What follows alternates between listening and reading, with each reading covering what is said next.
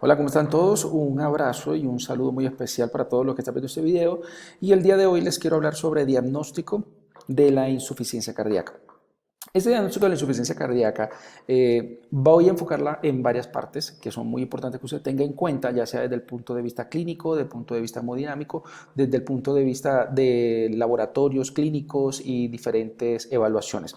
Quiero resaltar, antes de empezar el video, que a veces si voy muy rápido, es porque siempre hay como un tiempo de 10 a 15 minutos. Inicialmente estaba demorando los 15 minutos, pero luego para poder subirlos a Instagram me toca hacerlos de 10 minutos. Pero sin embargo, si ve que voy muy rápido o le queda alguna duda, tranquilo, ponga un mensajito aquí abajito o escríbame por interno y con gusto por medio de mis redes o por correo o por como desee les puedo explicar. Ahora, ya entrando en materia, ¿cómo puedo hacer un diagnóstico de insuficiencia cardíaca? Simplemente usted tiene que acordarse o recordar tres cosas súper importantes. Una, si el paciente tiene sintomatología compatible con insuficiencia cardíaca, esto es un ítem positivo. Dos, en donde el paciente le hayan hecho un ecocardiograma o un estudio de la misma alta complejidad y que este estudio me haya reflejado que el paciente efectivamente tiene una disfunción cardíaca. Tercer punto, en donde el paciente le dan tratamiento para insuficiencia cardíaca y este paciente mejora con ese tratamiento. Entonces, si el paciente tiene alguno de estos tres ítems, que son importantes que los tenga los tres, igual van agarrados de la mano. Si el paciente tiene una disfunción cardíaca, claramente va a tener sintomatología que me está manifestando esta disfunción cardíaca.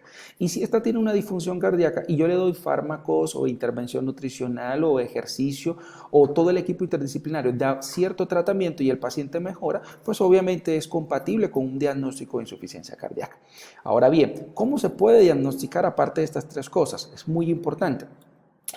Obviamente el gol estándar que no puede faltar es el ecocardiograma, que me determina la fracción de eyección, las estructuras en tiempo real a nivel cardíaco, cómo está esa contractilidad, cómo está ese flujo sanguíneo, la fracción de eyección, que es súper importante para lograr determinar si el paciente tiene una insuficiencia cardíaca con fracción de eyección reducida o una insuficiencia cardíaca con fracción de eyección preservada.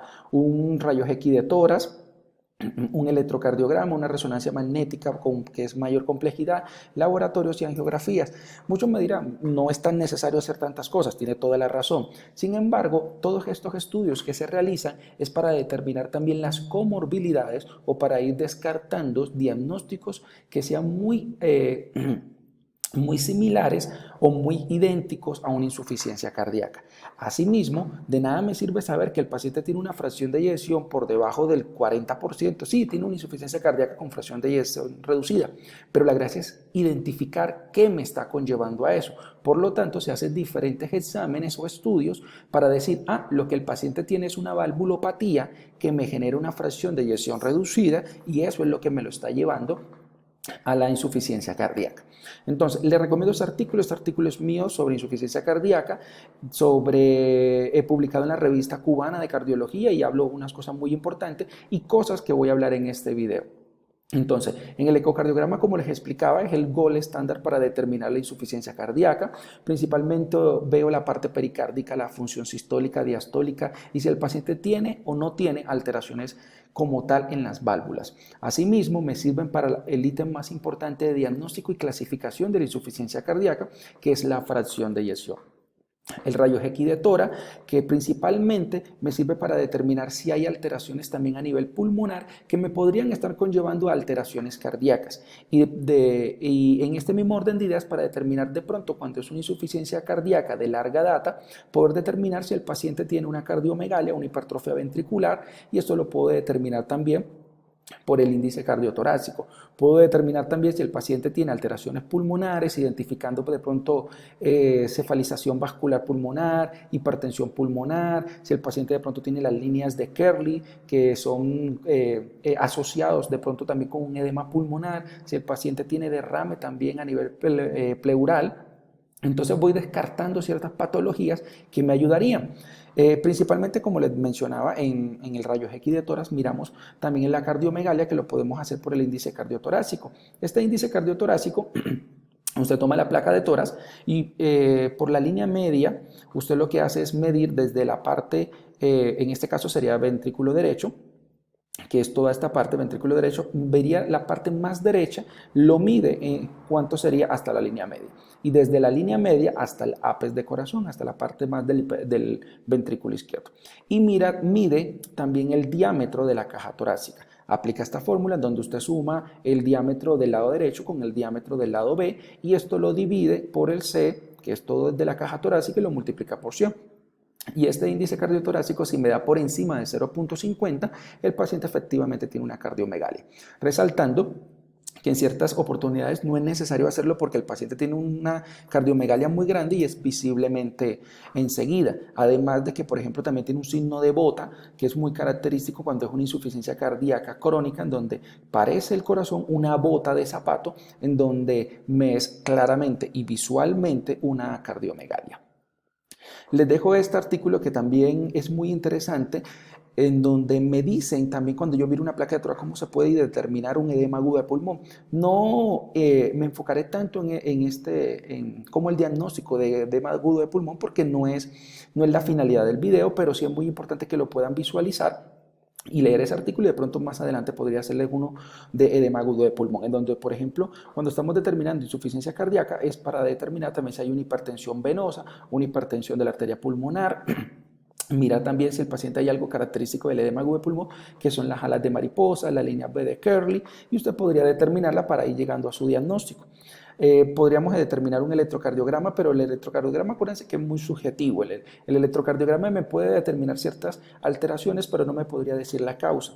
Yo puedo mirar en un electrocardiograma donde los complejos QRS están muy anchos o muy altos y son compatibles con hipertrofia ventricular, pero no me estaría diciendo qué me está generando esa hipertrofia ventricular.